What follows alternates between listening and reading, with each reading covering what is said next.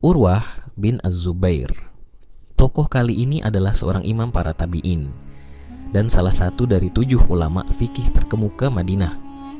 Urwah bin Az-Zubair merupakan lautan ilmu pengetahuan dan seorang imam dalam kesabaran dan keyakinan.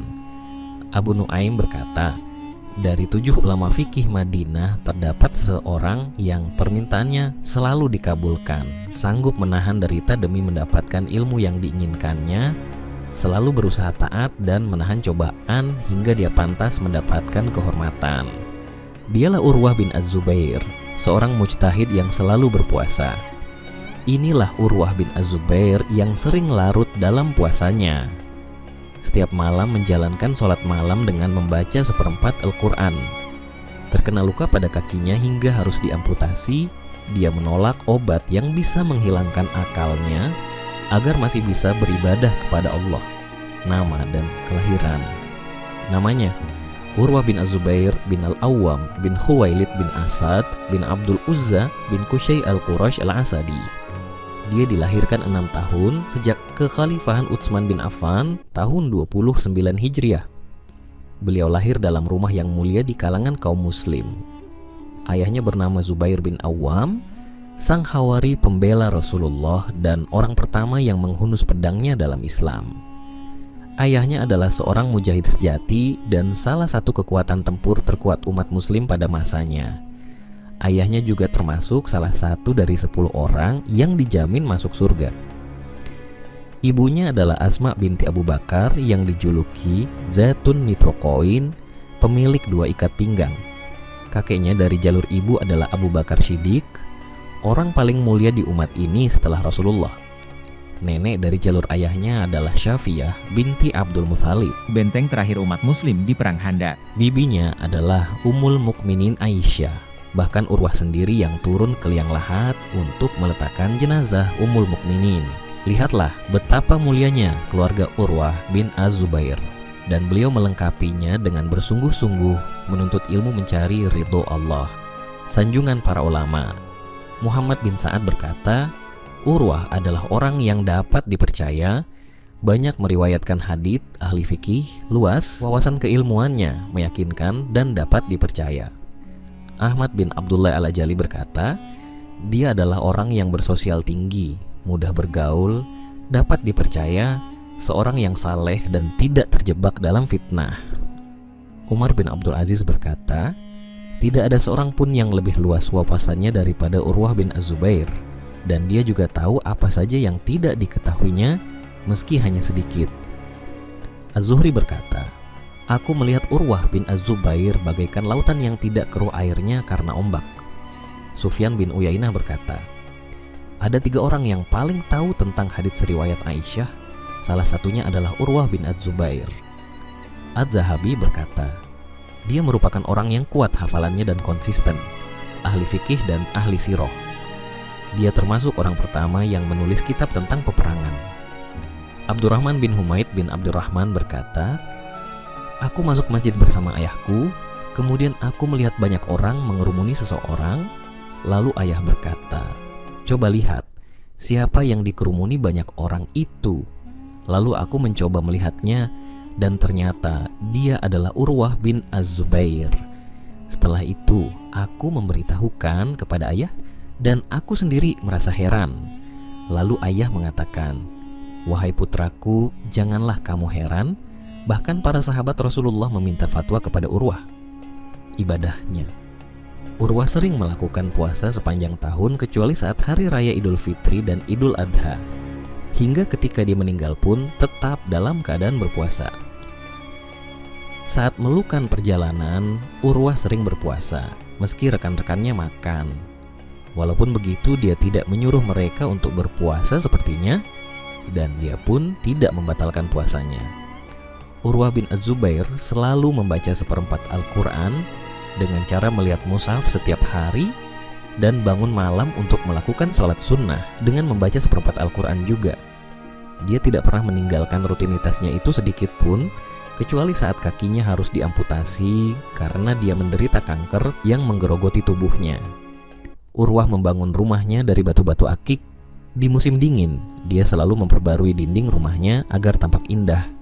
Kemudian mengundang orang-orang untuk datang ke rumahnya, menyediakan mereka makan dan memberikan oleh-oleh. Ketika pulang, dia mengundang masyarakat dan orang-orang yang lewat, mengajak mereka makan bersama, sehingga mereka berkenan untuk mendoakannya agar mendapatkan keberkahan dari Allah. Kisah doa Urwah bin Az-Zubair. Di dekat rukun Yamani, duduklah 4 remaja dari keluarga mulia. Mereka adalah Abdullah bin Zubair, Mus'ab bin Zubair, Urwah bin Zubair, dan Abdul Malik bin Marwan. Kemudian mereka mengemukakan cita-cita yang didambakannya. Maka khayalan mereka melambung tinggi. Abdullah bin Zubair angkat bicara, "Cita-citaku adalah menguasai seluruh Hijaz dan menjadi khalifahnya." Saudaranya Mus'ab menyusul, "Keinginanku adalah menguasai 2 wilayah Irak."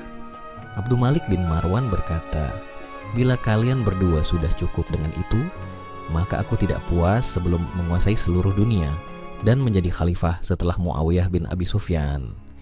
Sementara itu, Urwah terdiam 1000 bahasa, tak berkata sepatah pun. Semua mendekati dan bertanya, "Bagaimana denganmu, wahai Urwah?" Urwah berkata, "Semoga Allah memberkahi cita-cita dari urusan dunia kalian. Aku ingin menjadi seorang alim, sehingga orang-orang mengambil ilmu tentang Rabb, sunnah Nabi dan hukum agama dariku. Lalu aku berhasil di akhirat dan memasuki surga dengan ridho Allah." Hari-hari berganti begitu cepat. Abdullah bin Zubair dibaiat menjadi khalifah menggantikan Yazid bin Muawiyah yang telah meninggal. Dia menjadi hakim atas Hijaz, Mesir, Yaman, Khurasan, dan Irak. Namun, dia akhirnya terbunuh di dekat Ka'bah, tak jauh dari tempatnya mengungkapkan cita-cita. Sedangkan Mus'ab bin Zubair telah menguasai Irak sepeninggal saudaranya Abdullah bin Zubair. Dia juga terbunuh ketika mempertahankan wilayah kekuasaan. Abdul Malik bin Marwan, dia menjadi khalifah setelah ayahnya wafat. Maka bersatulah suara kaum muslimin pasca terbunuhnya Abdullah bin Zubair dan Mus'ab bin Zubair setelah keduanya gugur di tangan pasukannya. Akhirnya ia berhasil menjadi raja dunia terbesar pada masanya. Dan untuk Urwah bin Az-Zubair, beliau akhirnya menjadi ulama rujukan umat muslim, dan semoga Allah mengampuni dosa-dosanya dan menerima seluruh amalannya di akhirat kelak.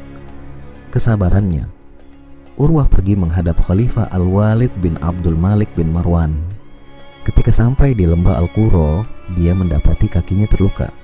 Kemudian, dia merasa sakitnya semakin parah. Urwah ternyata terkena penyakit kanker di kaki. Ketika sampai di hadapan Khalifah Al-Walid, sang khalifah pun berkata, "Wahai Urwah, potong saja kakimu." Urwah berkata, "Baiklah jika kamu berkenan." Lalu datang tabib dan berkata, "Aku akan memberikan minuman kepada Anda, dan minuman itu menghilangkan kesadaran Anda beberapa saat." Mendengar itu Urwah berkata, "Urus saja dirimu. Aku tidak mau meminum suatu obat yang menghilangkan kesadaran, sehingga tidak ingat kepada Allah." Kemudian sang tabib akhirnya memotong lututnya sebelah kiri tanpa obat bius. Hebatnya, Urwah tidak mengaduh dan mengeluh sedikit pun. Dia mengganti obat bius itu dengan zikir kepada Allah ketika kakinya dipotong. Ketika kakinya telah terpotong, Urwah berkata, "Ya Allah, aku punya 7 anak dan engkau telah mengambil 1 anak dan engkau sisakan 6. Aku juga punya 4 anggota tubuh dan engkau telah mengambil salah satunya dan engkau masih sisakan yang 3. Jikalau engkau memberikan cobaan sakit, engkau pun telah menyembuhkannya." Urwah lalu melihat-lihat kakinya dalam sebuah baskom berisi air, kemudian berkata, "Allah mengetahui bahwa aku tak pernah melangkahkan kakiku ini kepada kemaksiatan, dan aku pun mengetahui hal itu." Mutiara perkataan, "Wahai putraku, kalian tidak akan mendapatkan petunjuk dari Allah selama kalian merasa malu untuk meniti jalan kemuliaannya. Sesungguhnya Allah memuliakan orang-orang yang pantas mendapat kemuliaan. Wahai putraku, belajarlah kalian, karena jika kalian dahulu adalah orang kecil dan terbuang, maka semoga kalian menjadi pembesar di kemudian hari. Sukakah kalian menjadi orang tua yang bodoh? Seseorang dengan zamannya itu lebih serupa daripada seseorang dengan kedua orang tuanya. Ucapkanlah perkataan yang baik, perlihatkanlah wajah yang ramah dan tersenyum, sehingga kamu akan menjadi orang yang paling dicintai Allah. Banyak ucapan ringan yang mungkin diucapkan seseorang dalam sekejap saja, akan tetapi ia akan membekas menjadikannya orang mulia dalam waktu yang lama. Aku tidak pernah mengajarkan suatu ilmu kepada seseorang di luar batas kemampuannya, karena hal itu dapat menyesatkannya. Meninggalnya, Urwah bin Az-Zubair meninggal dunia pada usia yang ke-67 tahun pada tahun 94 Hijriah. Said bin Al-Musayyib, Abu Bakar bin Abdurrahman, Urwah bin Az-Zubair, Said dan Ali bin Al-Hasan meninggal dunia pada tahun 94 Hijriah. Tahun ini disebut sebagai Sanah Al-Fuqaha karena pada tahun tersebut para ahli fikih banyak yang meninggal. Semoga sholawat dan salam tercurah kepada Rasulullah, keluarga dan para sahabat beliau,